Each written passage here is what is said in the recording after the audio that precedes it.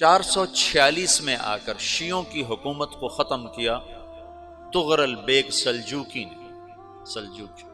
Seljuk مسلمان ہوئے تھے محمود غزنوی کے دور میں، سلجوک ان کے بڑے کا نام تھا۔ تو ایک دفعہ محمود غزنوی نے سلجوک سے پوچھا اگر مجھے تیری مدد کی ضرورت ہو تو کتنے آدمی پیش کر سکتے ہو؟ تو اس نے ایک تیر دیا، کہا یہ ایک تیر ہے میرا، کسی کو یہ تیر بھیج کر میرے علاقے میں بھیج دو تو چند گھنٹوں میں 1,00,000 تلواریں تیرا پہرا دینے کے لیے تیار ہوں، میرے پاس اتنی طاقت ہے۔ تو یہ سلجوک کی نسل میں تھا تغرل بیگ۔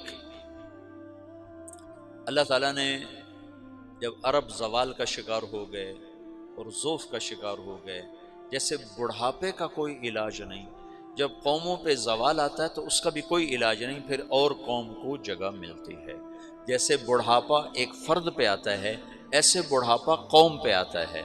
قوم کا بڑھاپا جوانی میں نہیں لوٹ سکتا، جیسے فرد کا بڑھاپا جوانی کی طرف نہیں لوٹ سکتا، قوم کا بڑھاپا جوانی کی طرف نہیں لوٹ سکتا، کوئی علاج نہیں، نئی نسل کا آنا ہی علاج ہے۔ تو عرب دھل چکے تھے، 600 سال بہت ہوتے ہیں حکومت کو، اپنی صفات گم کر چکے تھے، اب نئے خون کی ضرورت تھی۔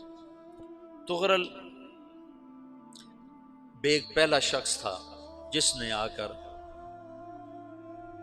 اہل السنت والجماعت کو استحکام بخشا، شیعوں کی حکومت کو ختم کیا، بغداد سے، شام سے، ان سارے علاقوں سے۔ صلاح الدین ایوبی نے اسماعیلی شیعہ کی حکومت کو ختم کیا، مصر۔ العاضد ان کا آخری خلیفہ تھا۔ صلاح الدین ایوبی نور الدین زنگی رحمۃ اللہ علیہ کا پروردہ تھا، اس کا دوست تھا، اس کے دوست بھی تھا، بچہ بھی تھا اس کے سامنے، زیادہ لکھنے پڑھنے کا شوق تھا۔ پھر اللہ تعالیٰ نے اس سے کام لیا اور اس کو مصر کا گورنر بنا کے بھیجا، مصر کی مدد کے لیے بھیجا۔ تو وہاں اس نے صلاح الدین ایوبی نے وہاں ختم کیا، تغرل بیگ نے یہاں ختم کیا۔ تو پھر سلجوق جو تھے نا یہ اقتدار میں آئے، ادھر ختم ہو گئی سلطنت بنو عباس کی، مصر ایک چھوٹی سی ترکوں کی سلطنت۔ تو اللہ تعالیٰ پھر مرکزیت کے لیے ایک نظام چلایا، دو لشکر آپس میں لڑ رہے ہیں ایک میدان میں، ایک جنگلی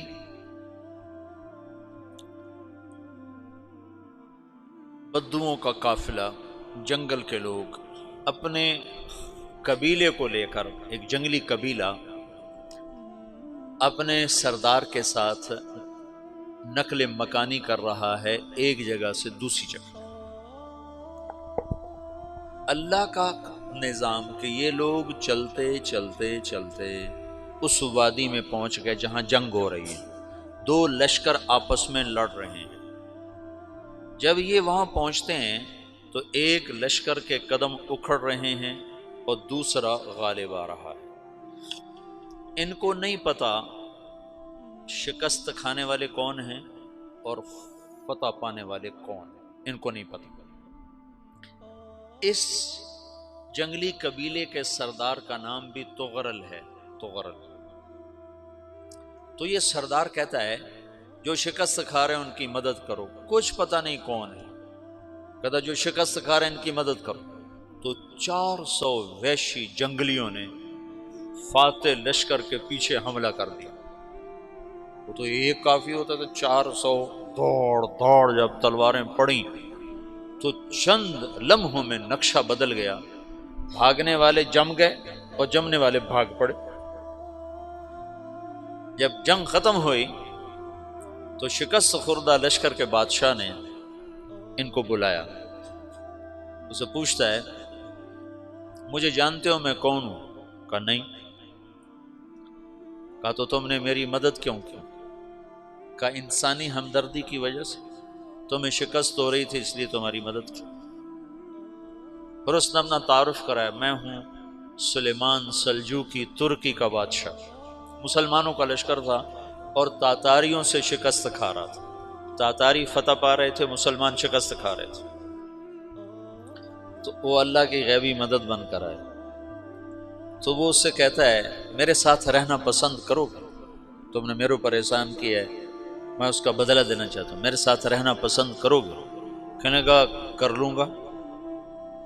تو اس نے اس کو لے کر ترکی آیا، اور استنبول اس وقت روم کی حکومت میں تھا، اسے فتح کیا اس تغرل کے آگے چوتھے پانچویں پڑپوتے محمد فاتح نے۔ تو یہ استنبول ہے، یہ ترکی ہے، بیچ میں ایک چھوٹا سمندر ہے، یہاں ایک جاگیر ہے۔ تو سلطان سلیمان کہتا ہے یہ جاگیر تجھے وقف ہے، ادھر سے رومی مجھے تنگ کرتے ہیں حملے کر کر کے، تو میرا دفاع کرتے رہنا، یہ جاگیر تیری۔ یہ اس جاگیر پہ اس نے اپنے قافلے کو آباد کر دیا، اپنے قبیلے کو، اور ایک چھوٹی سی حکومت بنا لی، جو ایک صوبہ سمجھو سلمان سلجوقی کا، وہ ایک چھوٹا سا صوبہ ہے۔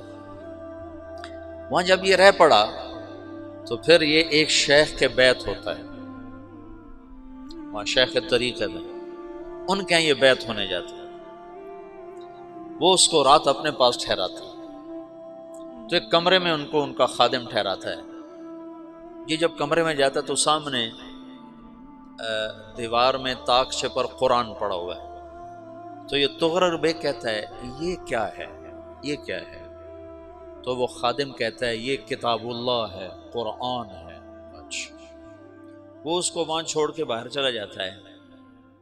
وہ دیہاتی آدمی، جنگل کا رہنے والا، پہلی دفعہ زندگی میں قرآن دیکھا، وہ کہتا ہے یہ قرآن ہے، اللہ کی کتاب ہے، میں اللہ کی کتاب کے سامنے سو جاؤں، کتنی بے ادبی ہے۔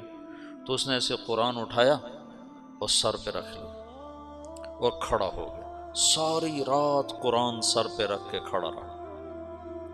رات کے پچھلے پہر اس کو خواب آیا،